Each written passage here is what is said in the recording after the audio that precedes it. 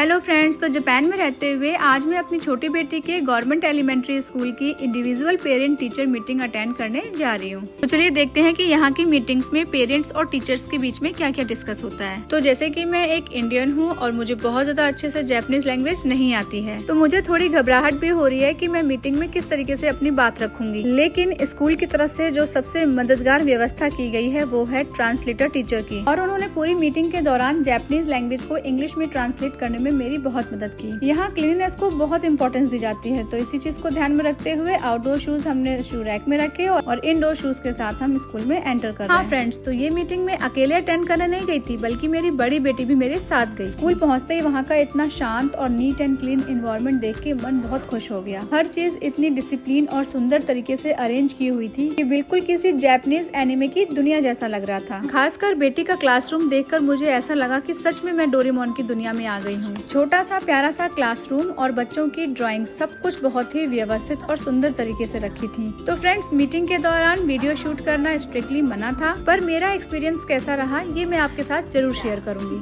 उन्होंने मेरी बेटी के बारे में बताया कि वो क्लास में कैसा परफॉर्म करती है, पढ़ाई में उसका बिहेवियर कैसा है, वो होमवर्क करती है या नहीं करती है, और साथ ही साथ वो क्लास की एक्टिविटीज में कितना पार्टिसिपेट करती है। तो एक चीज जिससे मैं सबसे ज्यादा प्रभावित हुई वो ये कि टीचर हर छोटी बड़ी चीज पर ध्यान देती हैं। यहाँ अगर बच्चा स्कूल से छुट्टी भी लेता है तो उसके पीछे कारण भी जानने की कोशिश की जाती है। तो अब बात करती हूँ मैं एग्जाम्स की, क्योंकि जापान में एलिमेंट्री स्कूल्स में एग्जाम्स नहीं होते हैं, यानी कि क्लास 1 से लेके क्लास 6 तक नो एग्जाम्स। पर हाँ, बच्चों के वीकली टेस्ट होते हैं जिनमें उन्हें मार्क्स दिए जाते हैं, जैसा आपने डोरेमोन में नोबिता को देखा होगा। और इन वीकली टेस्ट का पर्पस बच्चों को डराना या प्रेशर डालना नहीं होता है, बल्कि ये समझना होता है कि बच्चे को किस विषय में हेल्प चाहिए। तो मीटिंग अटेंड करने के बाद हम आ चुके हैं यहाँ के कन्वीनियंस स्टोर। तो क्योंकि जापान में अब थोड़ी थोड़ी गर्मी पड़ना शुरू हो गई है, तो बच्चों को अपने लिए आइसक्रीम लेनी थी। और वैसे यहाँ सुबह शाम अभी ठंड पड़ रही है, जैसे कि आप देख रहे हैं मेरी बेटी ने स्वेटर पहना हुआ है, क्योंकि सुबह सुबह जब वो स्कूल जाती है तब मौसम थोड़ा ठंडा रहता है। और वहीं दोपहर में 20 से 26 डिग्री टेम्परेचर पहुँच जाता है, और ये यहाँ के मई मंथ का मौसम है। तो क्योंकि यहाँ बारिश बहुत जल्दी जल्दी होती है, तो बारिश के बाद यहाँ मौसम ठंडा हो जाता है, क्योंकि ठंडी हवाएं चलने लगती हैं। और जिस दिन धूप निकलती है तो दोपहर में काफी गर्मी हो जाती है। तो यहाँ हम mother and daughter meeting attend करके घर आ चुके हैं, और चलिए देखते हैं कि यहाँ के फैमिली मार्ट से यानी कि कन्वीनियंस स्टोर से मैंने क्या क्या चीजें ली। तो ये है चॉकलेट वनीला फ्लेवर आइसक्रीम, जो कि 228 येन की है, यानी 138 रुपीज। नेक्स्ट है ये मेजी बुल्गारिया की फ्रोजन योगर्ट आइसक्रीम, जो कि 160 येन की है, यानी कि 97 रुपीज।